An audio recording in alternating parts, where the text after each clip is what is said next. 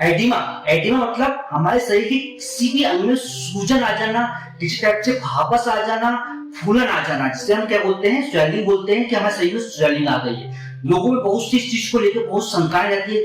किसी व्यक्ति में अगर सूजन आ गई है, स्वेलिंग आ गई है, भापस आ गई तो बहुत ज्यादा चिंतित हो जाता है। उसके आस पड़ोस वाले रिश्तेदार परिजन लोग उसे बहुत कुछ डराने की कोशिश करते हैं, कुछ ये हो गया होगा, तुझे वो हो गया होगा। उसे घबराकर किसी भी टाइप से कुछ भी अपने आप को व्याकुल कर लेता है। तो ऐसी कोई गलती आपको नहीं करना है। वीडियो में इसी चीज को लेकर बनाया हुआ है ताकि आपका पूरा कॉन्सेप्ट क्लियर हो जाए। तो इस सब आज की वीडियो में बताऊंगा कि इसका वास्तविक कारण क्या होता है, किस वजह से होता है, इसके लिए हम क्या क्या ट्रीटमेंट दे सकते हैं, इसका हम कैसे बचाव कर सकते हैं, इसका वास्तविक किस बीमारी से संबंध रहता है, मतलब जो भी कुछ जानकारी है, इसके जो भी है कॉजेस, टाइप्स, मेडिसिन, ट्रीटमेंट, सब मैं आज के इस वीडियो में आपको पूरा बारीकी से समझाऊंगा अपनी भाषा में। तो बने रहिएगा दोस्तों वीडियो में लास्ट तक। मेरा डॉक्टर अविनाश सरलगा, तो आप देख रहे हैं यूट्यूब चैनल मेडिकल को, ऐसा प्लेटफॉर्म जहां से कुछ नया सीखने को मिलता है बिल्कुल आसान भाषा में। तो सबसे पहले हम समझ लेते हैं कि एडिमा आखिर होता क्या है। हमारे शरीर के किसी भी भाग में, किसी भी अंग में, या फिर शरीर के किसी भी अंग में, या फिर पूरे शरीर में किसी भी टाइप से हमारे पानी का इकट्ठा हो जाना ही एडिमा कहलाता है। तो हम समझ लेते हैं कि एडिमा पहले कितने प्रकार का होता है, क्योंकि उसको जब तक नहीं समझेंगे हमें आगे कहानी समझ में नहीं आएगी। तो सबसे पहले तो एडिमा जो होता है दो प्रकार का होता है। पहला होता है हमारा जनरल एडिमा, दूसरा होता है हमारा लोकल एडिमा।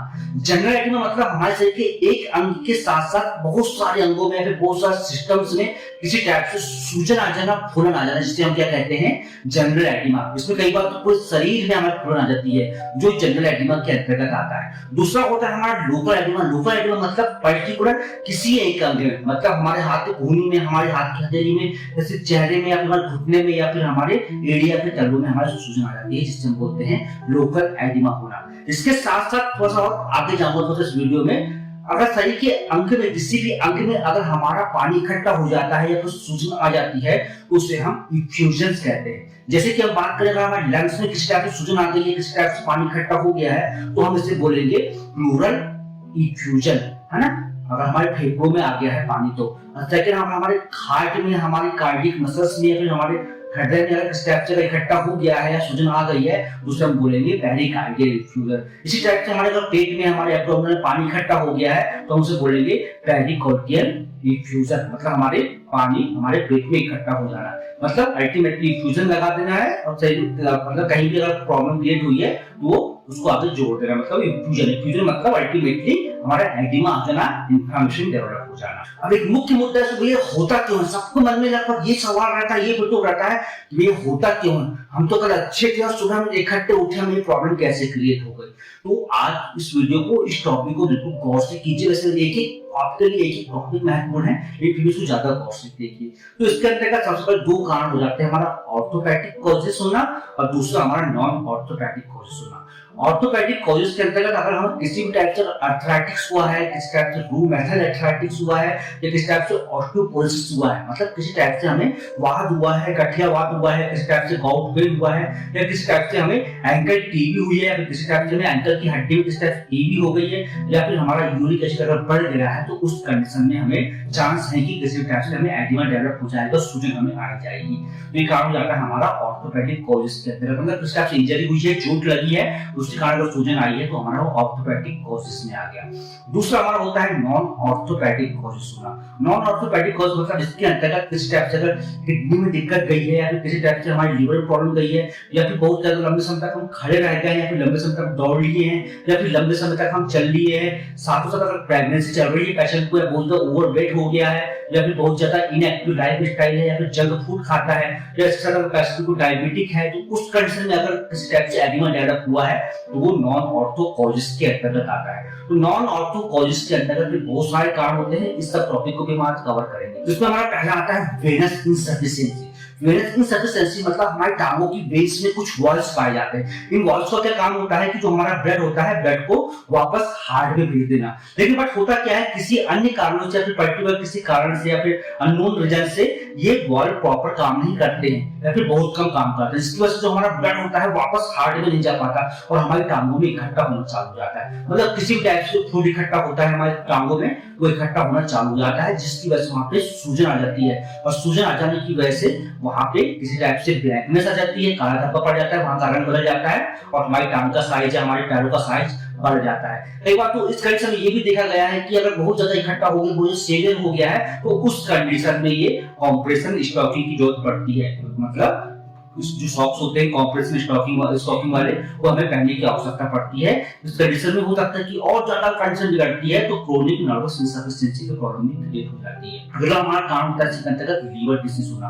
लीवर डिसीज मतलब हमारे लीवर में एल्बुमिन प्रोटीन बनता है और एल्बुमिन प्रोटीन जो हमारे ब्लड को वाटर से बाहर जाने में रोकता है। मतलब हमारे ब्लड के अंदर, ब्लड में जो वाटर पाया जाता है उसको बाहर जाने से रोकता है हमारा एल्बुमिन प्रोटीन। लेकिन बट किंतु क्या होता है, लीवर में कुछ प्रॉब्लम आ जाने की वजह से या फिर पर्टिकुलर कुछ अननोन रीजन आ जाने की वजह से ये एल्बुमिन नहीं बन पाता है, बहुत कम बन पाता है, जिसकी वजह से जो ब्लड से हमारा जो वाटर होता है वो बाहर निकलना चालू हो जाता है और बाहर निकलने का नहीं हमारे टांगों में इकट्ठा हो जाता है। टांगों में इकट्ठा होने की वजह से हमारे शरीर के टांगों में भी पैरों में सूजन आनी चालू हो जाती है। तीसरा हमारा काम होता है किडनी डिसीज होना। किडनी डिसीज मतलब किडनी का जो हमारा काम होता है वाटर को रेगुलेट करना होता है। मतलब क्या होता है कि किसी कारण की वजह से ये किडनी में प्रॉपर वर्क नहीं हो पाता, मतलब वाटर का जो रिटेंशन होता है बहुत ज्यादा बढ़ जाता है, जिसकी वजह से हमारे शरीर के बाहर किसी टाइप से पानी बाहर निकल पाता और वेस्ट मटेरियल होता है वो इकट्ठा नहीं हो पाता, बाहर निकल पाता, जिसकी वजह से हमारे शरीर किसी भी जंग में जाकर, किसी भी पार्ट में जाकर, किसी भी अंग में जाकर इकट्ठा होना चालू हो जाते हैं, जिसकी वजह से पर्टिकुलर उस ऑर्गन में हमें सूजन आ जाती है, इन्फ्लेमेशन डेवलप हो जाता है। ये मुख्य कारण होता है किडनी प्रॉब्लम भी होना। अगर आपको सूजन आई तो इस कंडीशन में आपको किडनी की जांच कराने की आवश्यकता पड़ती है। कई बार तो किडनी की प्रॉब्लम की वजह से हमारी आंखों के आसपास भी पानी इकट्ठा होना चालू हो जाता है, जिसकी वजह से हमें आंखों में सूजन आ जाती है, ब्लैकनेस हो जाता है और इस कंडीशन में हमारा बीपी बहुत ज्यादा बढ़ जाता है। अगला कारण होता है हमारा मेडिसिन का साइड इफेक्ट। मतलब कई बार ये होता है कि अगर एंटी डिप्रेशन दवाई ले रहे हैं आप, उस कंडीशन में भी आपको सूजन की समस्या आ सकती है। किस टाइप से आपने बहुत लंबे समय से स्टेरॉइड ले रहा है, किस टाइप से बहुत लंबे समय से, या फिर कोई ऐसे आपने एंजाइटी ड्रग ले ली जिसकी वजह से आपको साइड इफेक्ट हो गया हो और आपको वाटर का जो डिटेंशन है वो डिस्टर्ब हो रहा हो, वाटर बाहर निकल पा रहा हो, तो उस कंडीशन में भी आपको मेडिसिन के साइड इफेक्ट के कारण कहीं भी सूजन आ सकती है। और इसके अलावा कई बार तो हो सकता है कि आपको हार्ट की प्रॉब्लम हो, लंग्स की प्रॉब्लम हो, तो उस कंडीशन में आपको सूजन आ सकती है शरीर के किसी भी भाग में या फिर पूरे शरीर में। इसके अलावा जो हमारी वेरिकोस वेन जो होती है, इसमें भी अगर प्रॉब्लम क्रिएट हुई है, वेरिकोस वेन मतलब हमारी नसों में खून इकट्ठा हो जाना, हमारी टांगों की जो नसें होती हैं उसमें खून इकट्ठा हो जाना चालू है, जिसके कारण हमारे नसों का जो साइज होता है बहुत ज्यादा बढ़ जाता है, उसकी वजह से हमें सूजन आ जाती है। तो एक महत्वपूर्ण कारण ये भी होता है वेरिकोस वेन होना, जो हमें सूजन का कारण बनता है। अगला हमारा कारण होता है डीप वेन थ्रोम्बोसिस। मतलब डीप वेन थ्रोम्बोसिस मतलब हमारी जो नसें होती हैं उसमें ब्लड क्लॉटिंग हो जाना, और ब्लड क्लॉटिंग हो जाने की वजह से हमें डीप वेन थ्रोम्बोसिस डेवलप हो जाता है, जिसकी वजह से भी कई बार सूजन आ जाती है, विशेष तौर पे हमारी टांगों में। और अगला हमारा जो कारण होता है हमारा लिम्फेटिक एडिमा होना। लिम्फेटिक एडिमा मतलब ये भी हमारे किस टाइप के लिम्फ नोड्स वगैरह होती हैं, उसमें किस टाइप सूजन आ गई तो उस कंडीशन की वजह से भी हमें कहीं ना कहीं हमें एडिमा डेवलप हो जाता है। इससे सबसे खास बात ये होती है कि नॉन पिटिंग होता है। नॉन पिटिंग और पिटिंग क्या होता है मैं आगे थोड़ा बता पाऊंगा आपको थोड़ी डिटेल में, लेकिन नॉन पिटिंग टाइप का होता है। अगला हमारा होता है हाइपोथायरॉयडिज्म। हाइपोथायरॉयडिज्म मतलब टीएसएच का लेवल बढ़ जाना। हमारी थायराइड ग्लैंड होती है, कुछ प्रॉब्लम आई है तो उसकी वजह से हमें एडिमा डेवलप हो जाता है, टीएसएच हमारा बढ़ जाता है, T3 T4 नॉर्मल रहते हैं फिर कम हो जाते हैं, जिसकी वजह से भी हमें एडिमा की प्रॉब्लम का सामना करना पड़ सकता है। सबसे पहले बात कर लेते हैं कि हाँ ये एडिमा है, किस वजह से क्या हुआ है, इसका हम एग्जामिनेशन कैसे करेंगे, मतलब इसका हम टेस्ट कैसे करेंगे, इसको हम कैसे पहचानें। तो सबसे पहले तो एक मेथड होती है फिजिकल एग्जामिनेशन होना। मतलब जो भी बताया हुआ था मैंने आपको, pitting and non pitting. Pitting और नॉन पिटिंग एडिमा क्या होता है, अगर आपने किसी टाइप का सूजन आई हुई, जहां भी सूजन आई हुई है, हमारे टायरेट में सूजन आई हुई है, तो उस कंडीशन में उसे दबा कर देखेंगे। अगर हम दबा के देख रहे हो छेद जैसा थोड़ा सा बना बनाया है, जो दबा है वो स्थान अगर दबा है तो पिटिंग एडिमा कहलाता है। और हम दबाए हो तुरंत जैसा का तैसा वापस आ गया है अपनी अवस्था में, अपनी स्टेज में, तो उसे हम नॉन पिटिंग एडिमा बोलेंगे। और साथ में अब हम बात करें टेस्ट की, लेबोरेटरी इन्वेस्टिगेशन की, उसके लिए कौन कौन से टेस्ट में कराना पड़ सकता है। आपको सीबीसी करानी जो पड़ेगी, आपको एलएफटी कराना नहीं पड़ेगा, केएफटी करानी पड़ेगा।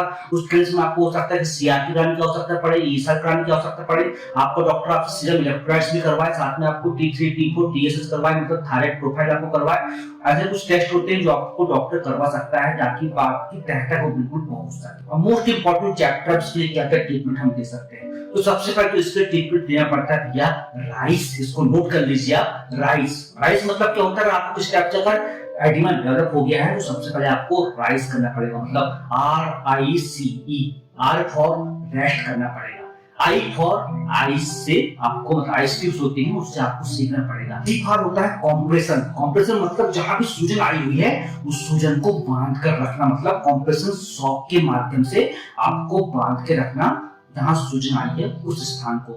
और E फॉर होता है हमारा इलिवेशन। इलिवेशन मतलब पैरों को हमेशा ऊंचाई पर रखना, और पैरों को ऊंचाई पर रखने के साथ हमारे जो पंजे होते हैं उसको चलाते रहना। खासतौर पर जो हमारे पैरों की सूजन आती है उसके लिए राइस का ट्रीटमेंट दिया जाता है। इसके साथ में जब मेडिकल ट्रीटमेंट की बात करें तो सबसे पहले ट्रीटमेंट प्राथमिकता पे दिया जाता है वो होता है हमारा डायबिटीज के तौर पे हमारा लैसिक्स का इंजेक्शन या लैसिक्स का टैबलेट। ये पेशेंट की सीवियरिटी के हिसाब से एक्यूट है, क्रोनिक है, उस प्रकार के दिया जाता है। कई बार एंटीबायोटिक देने की आवश्यकता पड़ सकती है तो एंटीबायोटिक दी जाती है, कई बार एनेस्थेटिक देने की जरूरत पड़ती है, साथ में स्टेरॉइड देना पड़ता है पेशेंट को ताकि जल्दी आराम मिल सके। साथ में सिम्टोमेटिक ट्रीटमेंट किया जाता है कि पेशेंट के सिम्टम्स को पहचान के और पेशेंट के किस टाइप से अगर प्रॉब्लम क्रिएट हो तो उसको पहचान कर पेशेंट का कंटिन्यू ट्रीटमेंट किया जाता है।